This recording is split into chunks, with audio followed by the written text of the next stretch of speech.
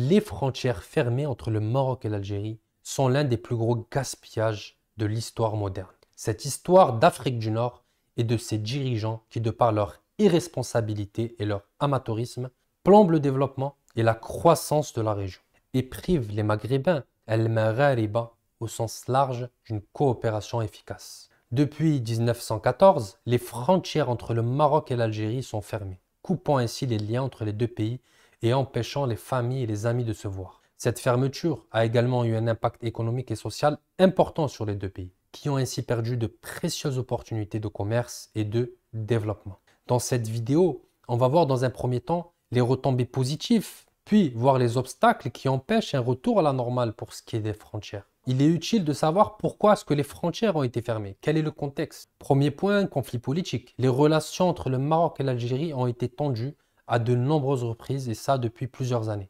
Par exemple, pour ce qui est du Sahara occidental, les deux pays ont un point de vue différent. Et plus que ça, l'Algérie arme et finance le groupe terroriste du Polisario. La deuxième raison qui aurait pu pousser les deux pays à fermer ses frontières est ce qui concerne l'insécurité et le terrorisme. Les deux États se rejettent la pierre, l'un menaçant l'autre, et ceci peut être expliqué par la préoccupation de sécurité des deux pays, notamment le Maroc qui est un pays touristique. Le troisième point concerne la coopération économique, car la fermeture des frontières a également pu être motivée par des considérations économiques, en particulier si les deux pays ont des intérêts concurrents dans certains secteurs. Donc, les raisons qui ont conduit à la fermeture des frontières entre le Maroc et l'Algérie sont très complexes et controversées. Il y a de nombreux points de vue différents sur la question. Alors, quelles sont les solutions? Premièrement, on peut parler de négociations diplomatiques. Personnellement, je n'imagine pas les deux pays négocier directement. J'imagine plus un pays tiers qui pourrait servir de médiateur et aider à trouver une solution pour le conflit. Exemple, Arabie Saoudite, Tunisie, Égypte, Jordanie ou même Turquie d'Erdogan. Le règlement judiciaire, je n'y crois pas. Tout ce qui est l'ONU, l'Union africaine n'ont pas assez de poids, je pense, pour moi, pour régler ce conflit. Le troisième point, la coopération économique. Les deux pays pourraient également chercher à renforcer leur coopération économique pour trouver des intérêts communs et des raisons de travailler ensemble. Et pour moi, c'est le point le plus important pour imaginer une réconciliation. Je vous donne un exemple. Les États-Unis et la Chine. Aujourd'hui, le commerce entre ces deux pays est immense. On peut parler de trillions. Malgré les différends idéologiques entre les deux pays, qui sont comparables aux différends entre le Maroc et l'Algérie, malgré les conflits territoriaux, notamment à Taïwan ou à Hong Kong, qui peuvent être aussi comparés au Sahara occidental et entre le Maroc et l'Algérie, les USA et la Chine ne peuvent pas couper leurs frontières, leurs liaisons aériennes ou le maritime. Pourquoi? Car l'intérêt économique est immense. Donc, pour construire une paix en Afrique du Nord, il faut créer des intérêts économiques et créer des liaisons commerciales entre les pays. Et c'est l'élément le plus important pour un retour à la normale. En cas de réouverture, les bénéfices seront immenses. La réouverture des frontières entre le Maroc et l'Algérie pourrait donc avoir de nombreux effets positifs sur les deux économies nationales. Selon l'OCDE, la réouverture des frontières pourrait entraîner une augmentation de 25% du commerce, ce qui signifierait une hausse de 2,5 milliards de dollars. Et la Banque mondiale prévoit, elle, que le Maroc pourrait enregistrer une croissance de 0,5% et que l'Algérie 0,9%.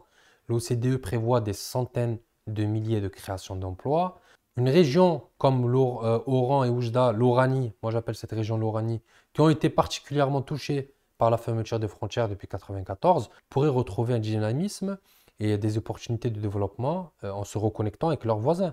La réouverture des frontières pourrait également renforcer les liens diplomatiques et la coopération régionale entre les deux pays.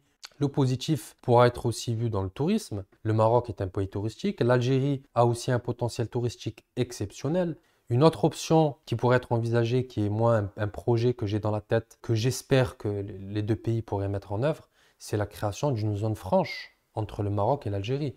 Une zone frontalière avec des moyens, avec des projets, avec des ouvertures d'un pôle logistique et une politique de détaxation. La création d'une zone franche pourrait donc contribuer à la croissance économique des deux pays et à la création d'emplois, car cela pourra favoriser les échanges commerciaux entre les grandes villes, entre les régions dynamiques, donc avec des réseaux autoroutiers existants qui n'existaient pas dans les années 90 et dans les années 80. Une zone franche, c'est des dizaines de milliards de dollars chaque année qui rentrent dans les caisses des pays. Malheureusement, il y a plusieurs obstacles qui empêchent actuellement la rouverture de ces frontières et qui empêchent le peuple de pouvoir bénéficier de toutes ces retombées positives. Tout d'abord, il y a des différends diplomatiques et politiques qui persistent dans les deux pays. On en a parlé au début de la vidéo, on en parle aussi souvent dans la chaîne. Depuis 1994, les relations sont tendues, question au sujet du Sahara occidental, des conflits géostratégiques au niveau des gazoducs, la vision que l'on a pour le Maghreb. En outre, il y a également des intérêts économiques qui peuvent être en jeu. Par exemple, certains lobbies économiques pourraient être opposés à la réouverture des frontières car cela pourrait affecter leur situation de monopole sur certains marchés.